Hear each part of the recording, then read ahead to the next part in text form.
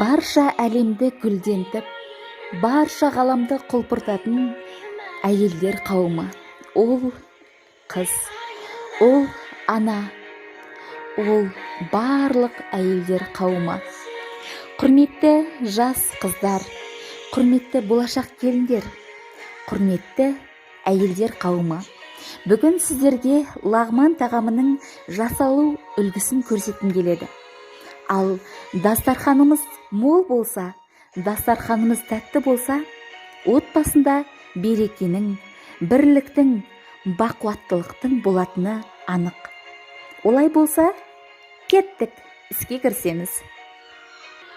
Сонымен үйдегі адам санына лайықтап, ұнды алып, 2 жұмыртқа қосып, жылы суға тұзды езіп, ұнды жақсылап, илеп, жұмсақ қылып илеп аламыз.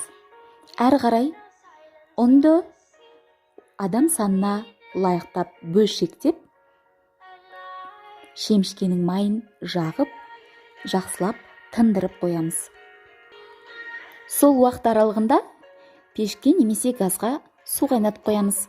Яғни ол сіздің илеген ұныңыздың көлеміне қарай болуға тиіс. Жұмсарған ұнымызды созып, жіңішкертіп, көлемін ұзартып аламыз. Әрі қарай қайнаған суымызға лағманның әрбір бөлшегін, яғни әрбір адамның порциясын созып сала қоямыз. Қайнап тұрған суға 5 минут пісіріп аламыз.